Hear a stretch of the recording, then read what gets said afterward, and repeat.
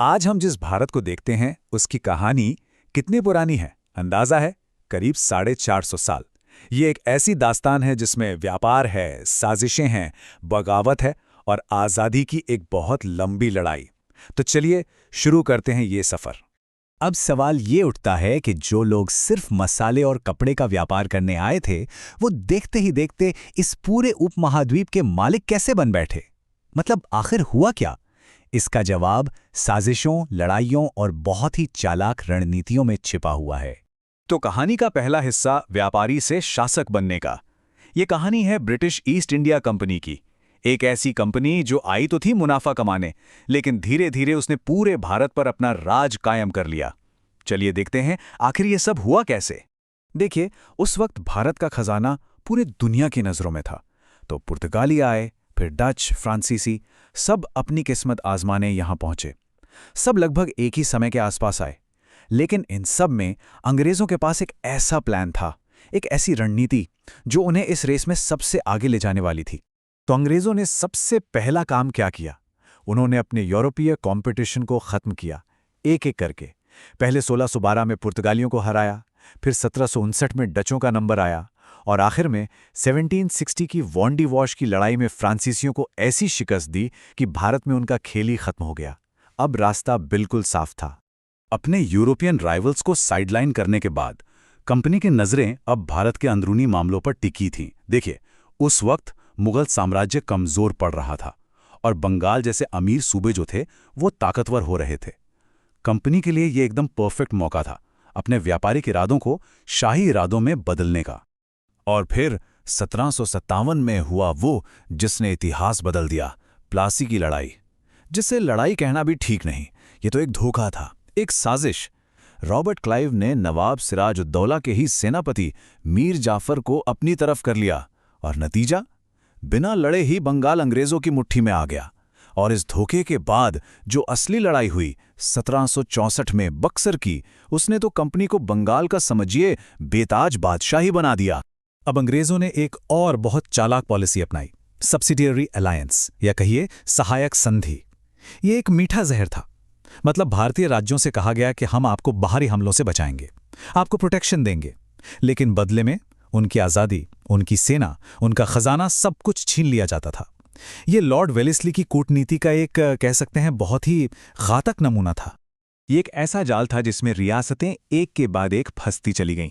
Steps देखिए कितने साफ थे। पहला कदम, हम तुम्हें सुरक्षा देंगे। दूसरा, तुम अपनी सेना भंग कर दो। तीसरा, हमारे एक आदमी को अपने दरबार में रखो। और चौथा और आखिरी कदम, अपनी आज़ादी भूल जाओ। और तो और ब्रिटिश सेना को मेंटेन करने का सारा खर्च भी उसी रियासत को उठाना पड़ता था। मतलब आर्थिक रूप से भी पूरी तरह कंगाल। और इस जाल में फंसने वाला पहला बड़ा शिकार था हैदराबाद का निजाम। अब देखिए, कंपनी के राज को लगभग 100 साल हो चुके थे। 100 साल का शोषण, 100 साल का हस्तक्षेप। अब लोगों का सब्र जवाब दे रहा था। और फिर 1857 में चर्बी वाले कारतूसों की अफवाह ने चिंगारी को आग में बदल दिया। एक ऐसी क्रांति जिसने ब्रिटिश साम्राज्य की जड़ें हिला दी। हाँ, ये विद्रोह पूरी तरह सफल नहीं हुआ, लेकिन इसने कंपनी राज का तो अंत कर ही दिया। और सबसे बड़ी बात, आज़ादी की वो मशाल जला दी जो अगले 90 सालों तक बुझी नहीं। तो अब आता है कहानी का दूसरा हिस्सा, एक राष्ट्र का उदय। 1857 के बाद का भारत अब बदल रहा था। अब लड़ाई सिर्फ अंग्रेजों के खिलाफ नहीं थी, ये लड़ाई थी एक नए भारत को बनाने की, एक ऐसे राष्ट्र की जो अपनी पहचान, अपनी आज़ादी के लिए लड़ने को तैयार हो रहा था। अंग्रेजी शासन का एक और असर हुआ। उसने भारतीय समाज को अंदर तक झकझोर दिया और इसी के जवाब में कई बड़े सामाजिक और धार्मिक सुधार आंदोलन खड़े हुए, जैसे ब्रह्म समाज, आर्य समाज, सत्यशोधक समाज। इन सबने सती प्रथा, जातिवाद जैसी जो पुरानी कुरीतियां थीं, उन पर सवाल उठाए और यहीं से एक आधुनिक भारत की नींव पड़नी शुरू हुई। और फिर 1885 में बनी भारतीय राष्ट्रीय कांग्रेस। इसकी कहानी भी बड़ी दिलचस्प है। इसके बनने के पीछे दो थियरीज हैं। एक, सेफ्टी वॉल्व थियरी, मतलब अंग्रेजों ने ही इसे बनवाया ताकि लोगों का गुस्सा 1857 की तरह सड़क पर ना फूटे, बल्कि एक प्लेटफॉर्म के जरिए बाहर निकल जाए। और दूसरी थियरी है लाइटनिंग कंडक्टर थियरी, कि भारतीय नेताओं ने एक अंग्रेज A.O. ह्यूम का इस्तेमाल किया ताकि यह नया संगठन अंग्रेजों के शुरुआती गुस्से से बचा रहे। असल में क्या था, यह बहस आज भी चलती है।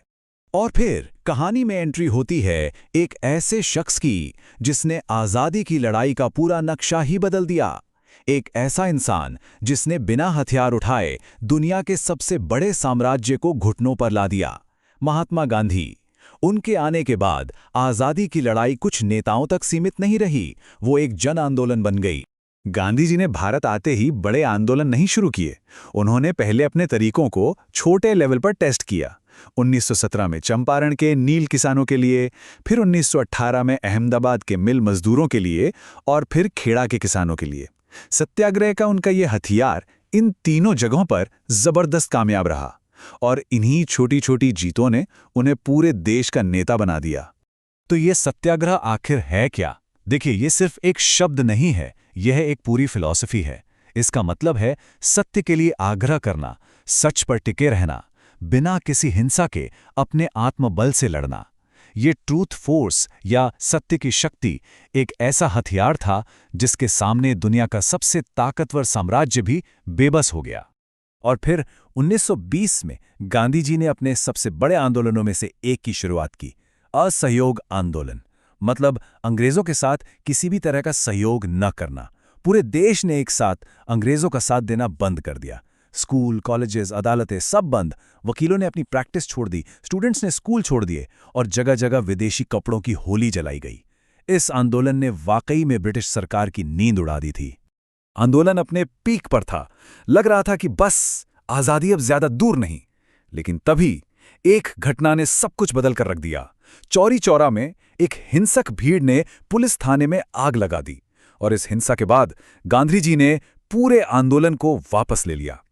ये एक ऐसा फैसला था जिसने सबको चौंका दिया। कई लोग निराश भी हुए, लेकिन गांधी जी अपने अहिंसा के सिद्धांत से 1 इंच भी नहीं हटे। तो अब कहानी पहुंचती है अपने आखिरी और सबसे नाटकीय मोड़ पर, आज़ादी और विभाजन। ये वो दौर था जब आज़ादी की लड़ाई अपने फाइनल स्टेज में थी। एक ऐसा दौर जिसमें उम्मीद भी थी और निराशा भी, खुशी भी थी और गम भी, सब कुछ एक साथ। ये आज़ादी की आखिरी और सबसे तूफानी चढ़ाई थी। 1929 में लाहौर में कांग्रेस का अधिवेशन हुआ और वहां एक ऐसा फैसला लिया गया जिसने लड़ाई का गोल ही बदल दिया। अब लक्ष्य छोटा मोटा स्वशासन नहीं था, अब लक्ष्य था पूर्ण स्वराज, यानी अंग्रेजी हुकूमत से पूरी तरह आज़ादी, कंप्लीट इंडिपेंडेंस। इस एक ऐलान ने पूरे देश में एक नया जोश भर दिया और यहीं से दांडी मार्च जैसे बड़े आंदोलनों की जमीन तैयार हुई। आज़ादी से ठीक पहले के जो 10 साल थे ना, वो बहुत तेजी से बदले। घटनाएं एक के बाद एक हो रही थीं। 1942 में क्रिप्स मिशन फेल हुआ तो गांधी जी ने भारत छोड़ो आंदोलन का नारा दिया। दूसरी तरफ सुभाष चंद्र बोस अपनी आज़ाद हिंद फौज के साथ संघर्ष कर रहे थे। मतलब अंग्रेजों पर हर तरह से दबाव बढ़ रहा था कि अब आपको भारत छोड़ना ही होगा। और आखिरकार वो दिन आ ही गया जिसका सदियों से इंतजार था। 15 अगस्त 1947, भारत की आज़ादी का दिन। एक ऐसी सुबह जो अपने साथ उम्मीद की एक नई रोशनी लेकर आई। लेकिन इस खुशी के साथ एक बहुत गहरा जख्म भी था, विभाजन का जख्म, जिसने लाखों लोगों को अपने ही घर में बेगाना कर दिया।